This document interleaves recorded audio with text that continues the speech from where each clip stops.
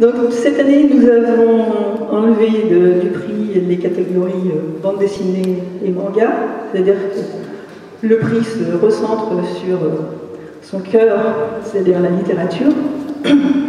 Donc nous avons 10 catégories pour 10 jurés, ce qui me paraît effectivement pas mal. Donc nous avons coopté 2 nouveaux jurés, Daniel Martinigol, que vous connaissez sans doute comme auteur jeunesse, et Sylvia Louche, donc pour avoir un point de vue plus universitaire sur les livres, plus pour les catégories lycée. Voilà, donc nous allons commencer sans plus attendre avec le prix spécial qui a été décerné cette année. Vous avez les nominés ici, qui a été décerné cette année à Richard Combalo, que j'invite à me rejoindre pour son travail de mémoire de l'imaginaire.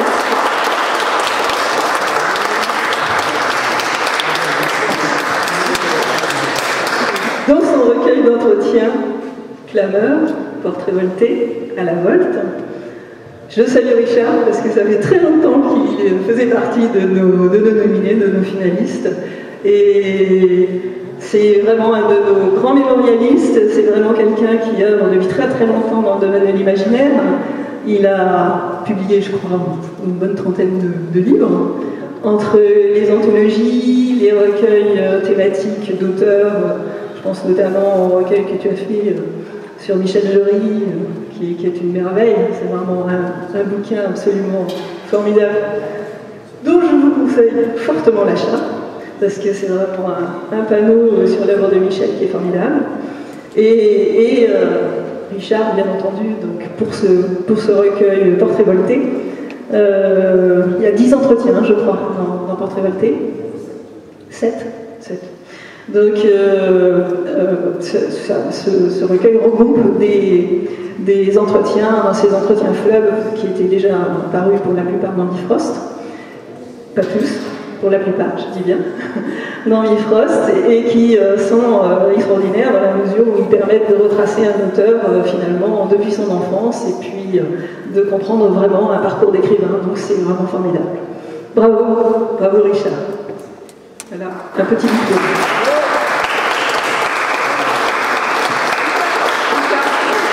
Tu veux peut-être dire un mot quand même? Oui, je suis un grand timide, alors que dire?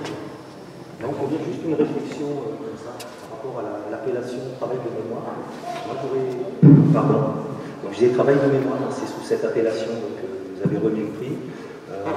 Moi j'aurais dit, c'est un peu la même chose, c'est juste pour chipoter un peu, patrimonial, dans le sens où travail de mémoire, ça peut laisser entendre travail sur des auteurs disparus depuis longtemps. Or, je travaille bel et bien avec des auteurs contemporains. Alors, certains, effectivement, à un moment disparaissent. Ça a été le cas pour Michel Demuth, pour Jean-Pierre Hubert, Alain Gorénieux, mais le plus souvent, c'est avec des auteurs en pleine activité, que ce soit pour les entretiens ou pour, comme tu le disais tout à l'heure, pour des recueils de nouvelles. Donc voilà, je voudrais surtout dire un mot au passage par rapport à tous les auteurs qui m'ont ouvert leurs portes pour pouvoir mener à bien ce travail, que ce soit pour les entretiens, qui sont effectivement des entretiens longue durée, donc on est parfois sur 5 heures, 8 heures, une journée, 2 demi-journées, 2 jours, voilà, ça prend du temps. Or, je suis la plupart du temps reçu dans les meilleures conditions possibles, accueilli, voire hébergé, enfin j'en passe et des meilleurs. Et même chose pour ce qui est des recueils de nouvelles, lorsqu'un auteur m'ouvre ses archives, qu'elles soient papier, certaines époques, ou informatique, etc., qu'on a accès à toute l'œuvre d'un auteur en nouvelle, ben voilà, c'est aussi une preuve de confiance. Donc je voudrais associer à ce prix tous ceux qui, par le passé, depuis un peu plus de 30 ans maintenant, m'ont fait confiance, continuent à me faire confiance et m'aident dans ce travail. Voilà, merci.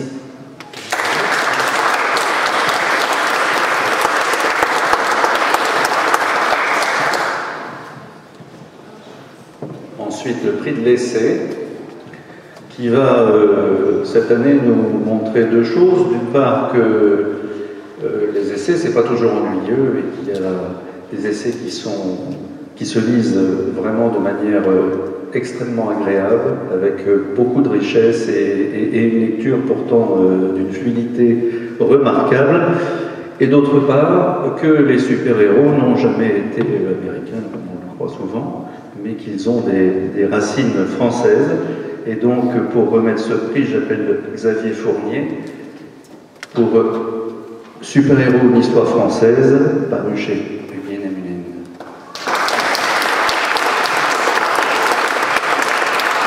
Merci. Je vais juste prendre 2 secondes pour vous dire que je suis aujourd'hui un voyageur étonné d'être là. Je suis sûr qu'il y en a plein qui l'ont déjà fait celle-là. Remercier aussi aux éditions Huguen et Munin. Je sais que c'est aussi une banalité, l'équipe technique quelque part, mais on m'a laissé faire le livre que je voulais faire, et sur les super-héros, c'est moins facile que ça en a l'air, dans le sens où quand vous arrivez en disant je veux écrire sur les super-héros, on dit tiens, on va te sortir d'une iconographie un peu pop art, on va te faire des choses un peu rococo, des choses comme ça. Et non, chez Huguen et Munin, je suis arrivé en disant j'ai quelque chose qui est un peu plus chiant que ça, quelque part, qui va nous emmener à parler aussi de résistance, de Napoléon III, de choses comme ça. Et on m'a laissé faire.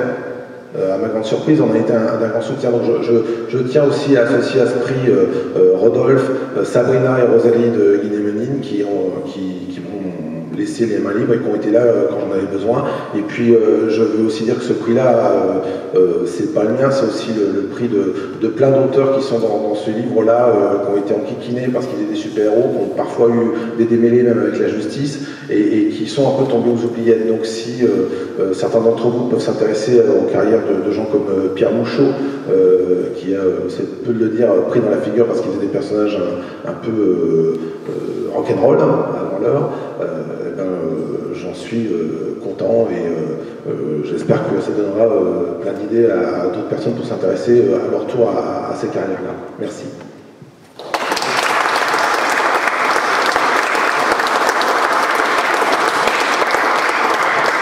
Et voilà une transition facile, puisqu'on passe des super-héros dessinés au nominé du graphisme et au prix Rochetex-Siudma du graphisme. Vous voyez là les nominés. Vous savez que c'est très très important, puisque l'acte d'achat est en partie, particulièrement dans notre genre, défini par la couverture du livre. Et alors, de ces différents auteurs, c'est Aurélien Polis qui est le lauréat pour l'ensemble de ses couvertures en 2014, et en particulier pour l'éducation stolibérale de Daryl Grégory au Bélial et Notre île sombre de Christopher Priest chez De Noël. Aurélien Polis devait être là, mais il a dû décliner il y a 2 jours pour des raisons familiales. Je remballe donc mon diplôme et je laisse la place aux autres. Et bien, vous pensez que Aurélien qui vraiment contribue à rendre l'imaginaire plus beau à regarder et tentateur. Un livre avec une couverture comme ça, c'est un livre vers lequel on tend la main, et c'est comme ça que tout commence. Bien. Moi, je vais parler d'un... C'est pas moi, ça. Pourquoi est-ce que tu me donnes la main? Pourquoi tu m'as donné ça? Le prix Jacques Chambon de la traduction, maintenant, qui est un prix qui me semble avoir toute son importance dans les domaines de l'imaginaire, parce que ça n'est une nouvelle pour personne, ce sont quand même des littératures qui ont été à une époque particulièrement mal servies en matière de traduction, et depuis de nombreuses années maintenant, on trouve des traductions meilleures, avec des éditeurs qui soutiennent une politique de traduction efficace. C'est le cas de La Volte, qui soutient l'auteur Jeff Noon, un auteur anglais culte outre-Manche, en passe de le devenir, j'espère, en France.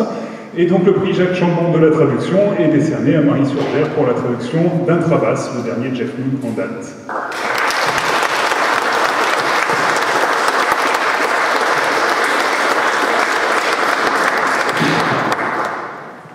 Merci. Moi, je suis vraiment contente parce que quand j'ai envoyé la dernière version de la traduction d'Intrabas à un ami d'amis qui est musicien professionnel et qui avait accepté gentiment de relire la traduction pour me donner son avis, des remarques, des critiques, parce que je suis le moins qu'on puisse dire, c'est que je ne suis pas musicienne. Il m'a répondu un mail en substance, ou pas en substance, il m'a envoyé un mail qui disait « Mais c'est quoi ce machin? C'est ni fait ni à faire, de toute façon, quoi que je fasse, c'est pas rattrapable. Jette-moi ce truc, c'est du foutage de gueule. » Je l'ai très moyennement pris. Je suis vraiment contente que le jury du GPI soit pas d'accord avec lui. Donc vraiment, ça me touche beaucoup. Votre avis compte plus que l'avis de ce monsieur. Il s'appelle Tony Sabat, si vous voulez lui pourrir sa tête.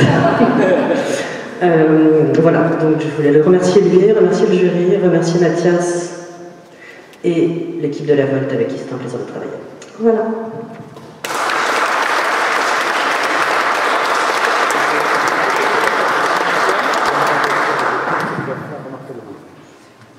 Je peux le dire, en tant que musicien et lecteur de Jeff Lynne dans le texte, depuis longtemps, depuis Wörth, tu as fait un travail remarquable.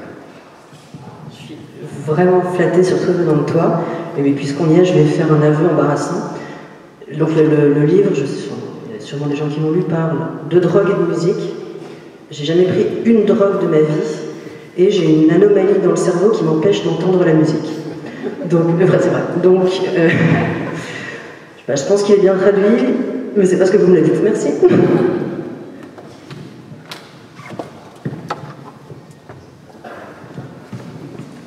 Le prix du roman jeunesse étranger, cette année, a été décerné à un auteur californien et qui donc ne sera pas là, il était très loin et le voyage était long. C'est Ranz Emmerich pour deux romans, Miss Peregrine et les enfants particuliers et sa suite Hollow City. Romans qui ont été basés initialement sur des anciennes photographies un peu étranges, des photographies argentiques retrouvées dans des collections anciennes et qui sont truquées évidemment. Et à partir de là, il a construit tout un univers qui a été suffisamment apprécié en Amérique pour que Tim Burton en ait fait un film. Donc nous avons une petite vidéo de remerciement de l'auteur, suivie du trailer du film. Hi, this is Ransom Riggs. I'm the author of Miss Peregrine's Home for Peculiar Children, and on behalf of myself and my publisher Bayard, I just really wanted to express my gratitude to the Amazing Voyagers Festival for this amazing award. The Grand Prize in Fantasy. I don't think I've ever won a grand prize for anything, so I'm touched and honored, and I'm just sorry that I couldn't be there to express my gratitude to all of you in person. Thank you very much.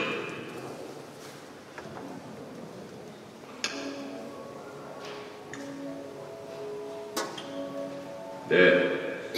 Ready for bed now? No. Tell me a story. You want to hear about the children? Okay. Once upon a time, on an island, on the other side of the world, there lived some very peculiar children. They all lived together in a big old house. It was an enchanted place where no one could find them. And the sun shone every day. They were so happy. What were they like? They were not like other people. They could do amazing things. Like what? Let's see here. There was a little boy who you couldn't see at all unless he was wearing clothes. And another one who could hold fire in her bare hands as if it was nothing. There was a pair of sisters who could talk to each other without ever saying a word. And a girl who could walk without her feet even touching ground. She was so light, they had to tie a string around her middle to keep her from floating away. And they were all watched over by a wise bird. Did they have to stay there? Yes, they did. Because they were hiding. Hiding from what?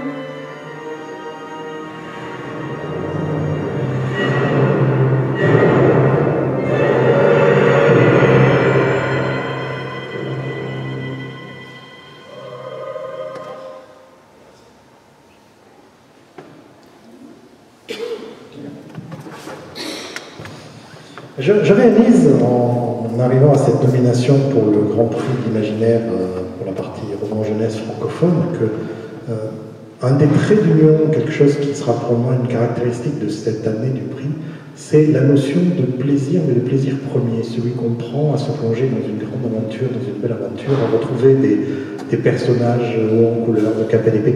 On en a sélectionné un certain nombre, hein, et vraiment, on s'est régalé. Et celui qui nous a vraiment emporté le plus loin, celui qui nous a marqué, eh bien, c'est Jean-Luc Marcastel avec le Simulacre, où on a retrouvé des gens, je veux dire, un certain D'Artagnan et d'autres, qu'on aimait vraiment tous beaucoup, et qu'il a remis en scène avec une dextérité et une chaleur et une vivacité totalement confondante. Donc, une fois arrivé là, on s'est fait tellement plaisir qu'on a dit, bah, tu as le prix, sans discussion.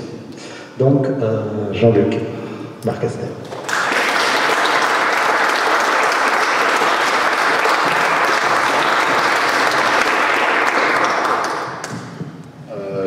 D'abord, merci à tous.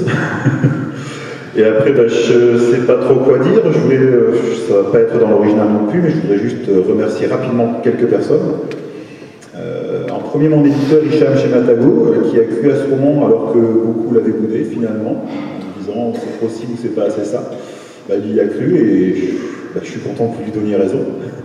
Et après, rapidement, plusieurs personnes, mon père qui est mort cet hiver et qui m'avait fait connaître les Mousquetaires et qui m'a fait aussi connaître le fantastique en faisant lire Chai, enfin des livres comme ça, Lick Brackett, et donc qui est un peu responsable de ce mélange un peu bizarre. Ensuite, ma mère qui m'a toujours encouragé, on va dire, dans l'écriture, c'est peut-être pas tous les parents. Et puis deux autres personnes enfin, mon fils à qui je lis toujours mes livres, je suis en train d'en écrire un là, qui s'appelle Télucidar, ça donnera des idées à certains d'entre vous. Et donc je lui lisais par chapitre, et alors chaque chapitre il me demandait la suite tous les jours, et donc c'est bien, ça pousse à écrire, parce qu'en feuilleton on est obligé de lui écrire la suite. Et enfin, une personne qui est dans cette salle, un petit peu, mon inspiratrice et mon héroïne, c'est marrant, les héroïnes me ressemblent souvent, elle se reconnaîtra, même si elle dit rien. Et donc voilà, je vais dire enfin que ce livre, finalement il y a une même lettre que je répéterai 3 fois, c'est 3 fois A, c'est aventure, amitié et amour. Voilà, je pense que tous ces gens rassemblent tout ça. Voilà, pour moi c'est important et je me suis fait très plaisir en l'écrivant.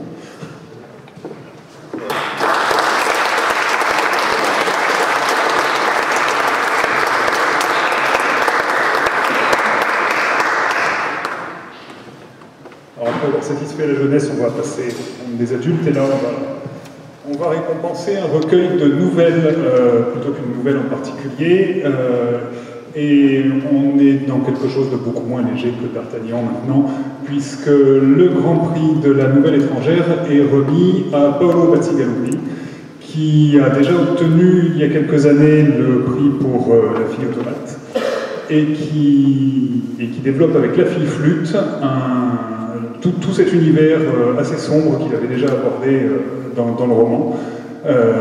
Paolo Bacigalupi, qui vit aux États-Unis lui aussi, n'a pas fait la traversée de l'Atlantique pour nous rejoindre. Par contre, il est représenté, enfin le Diable de Vauvert est représenté aujourd'hui par Julie Duquesne.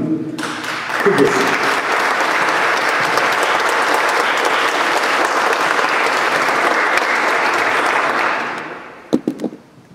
Quelques mots peut-être.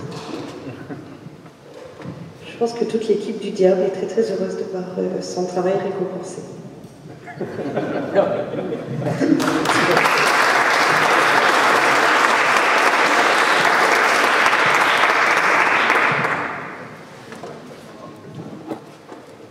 Et voilà donc la nouvelle francophone. Les nouvelles, vous savez que c'est important dans le genre qui nous occupe. C'est souvent d'ailleurs des nouvelles qui font avancer le genre, qui utilisent des nouvelles idées, qui défrichent les chemins pour les auteurs. Et la nouvelle francophone de cette année, le prix de la nouvelle francophone, est attribué à Sylvie Lenné pour l'opéra de Chaya, un recueil paru chez Actu SF. Et le là.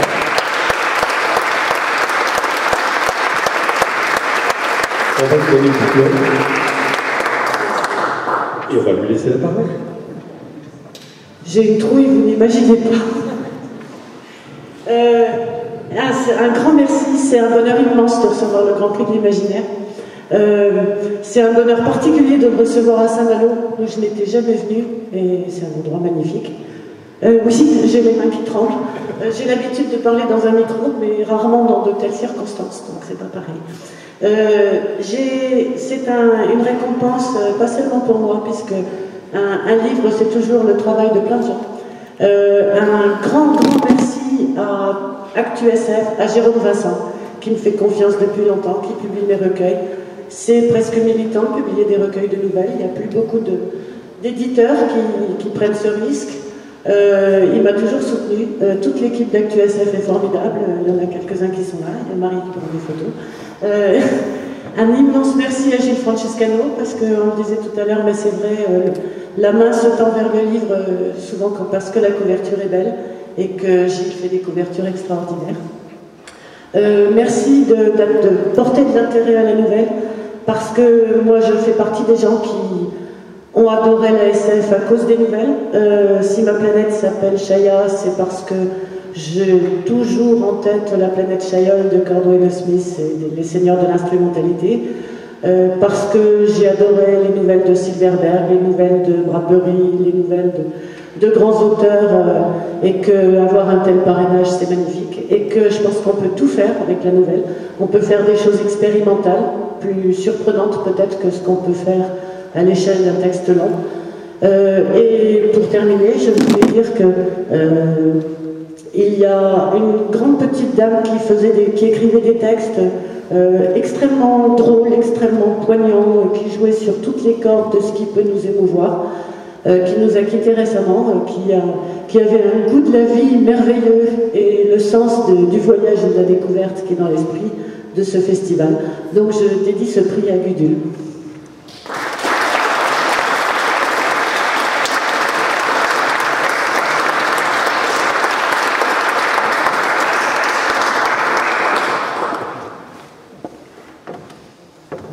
Alors, on attaque le roman étranger. Bon, vous reconnaissez des livres qu'on a déjà vus, on parle en particulier du Jeff Noonan Trabas et l'éducation de Sony Mayal, qui a quand même une couverture extraordinaire, des noms qui vous disent quelque chose. Je pense à Neil Gaiman, qui a déjà eu un prix. Mais cette année, le livre qui nous a bluffé, le livre qui nous a fait voyager, le livre qui nous a amené loin, et qui, à partir d'une petite histoire policière, a pris d'un seul coup une envergure spatiale et puis multispatiale, c'est le Peter F. Hamilton, La Grande Route du Nord, en 2 tomes, paru chez Bragelonne. Et malheureusement pour nous, Peter F. Hamilton n'est pas là, mais son éditeur, Stéphane Marsan de Bragelonne, recevra le prix à sa place. Et ça, croyez-moi, c'est un livre avec lequel on a beaucoup et très bien voyagé.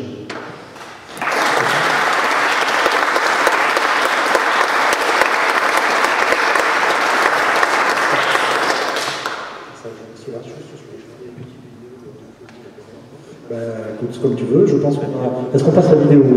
On va d'abord laisser Peter s'exprimer, puis on va laisser l'éditeur.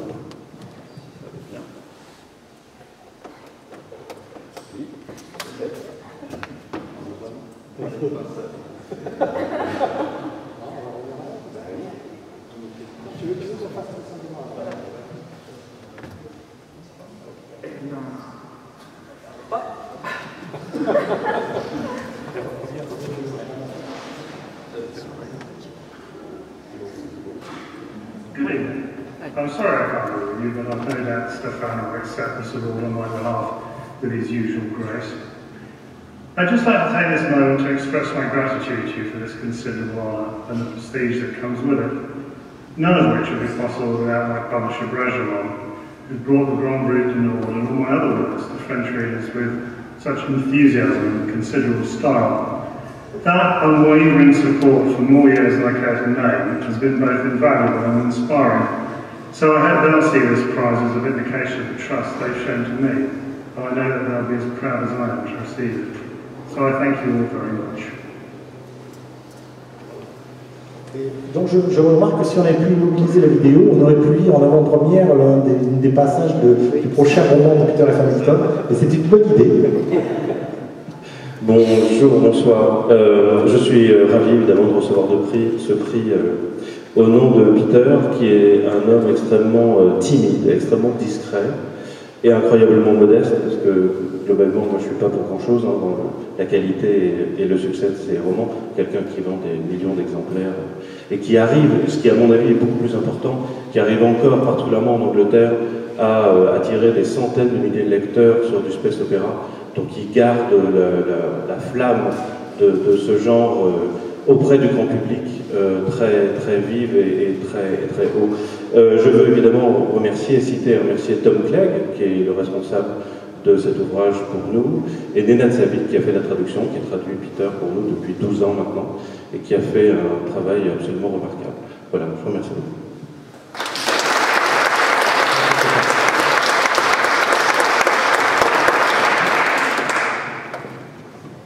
Nous en arrivons au roman français, et dont les nominés sont là.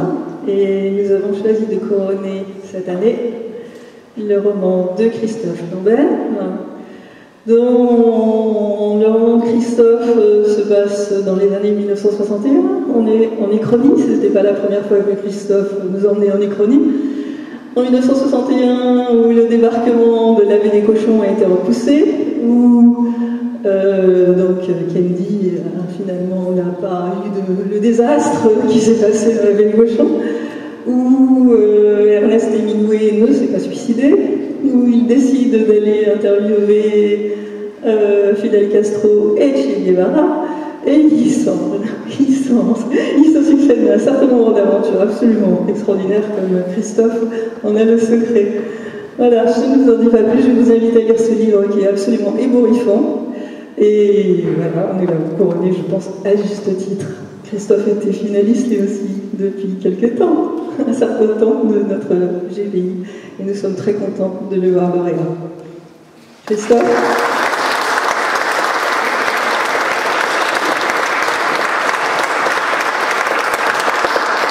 Merci, très touché, très honoré. Merci aux membres du jury présents et aux absents également. Très honoré, un peu impressionné quand on voit le palmarès des 40 éditions précédentes. Je ne suis pas sûr de boxer dans la même catégorie que Pierre Bordage ou Michel Jury, mais bon, je prends le compliment avec grand plaisir.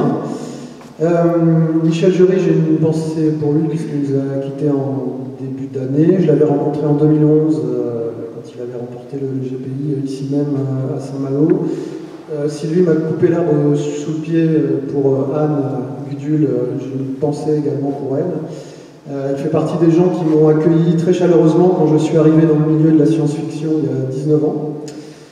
Et il y avait également Christian Grenier, Daniel Martinigol, enfin tous les gens de l'écurie, Denis Guillot, qui m'ont réservé un très bon accueil. Et c'est important, je pense, de passer le bâton relais aux petits jeunes. Alors maintenant que je suis un ancien, j'essaye de faire la même chose avec Camille Brissot, Samantha Bailly, Nadia Coste, enfin tous les petits jeunes qui arrivent sur le marché.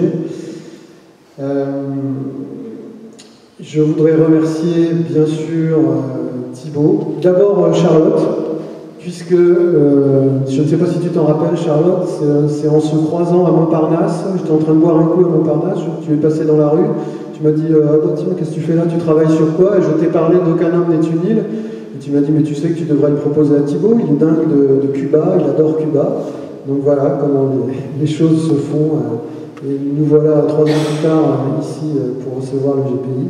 Donc ça a été une aventure très sympa humainement et professionnellement avec Thibaut.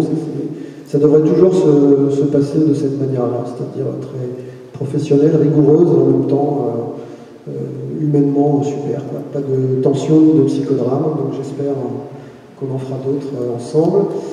Et je vais également remercier, comme Jean-Luc l'a fait, et comme toutes les starlettes qui sont au César le font, remercier papa-maman. Quand je suis devant ma télé, je trouve ça ridicule et je me moque d'elle.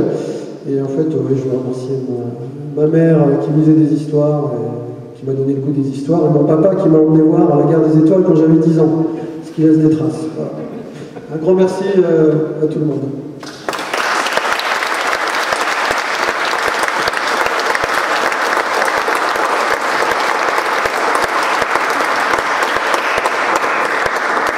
Et maintenant, je vous invite tous à boire avec nous. Voilà.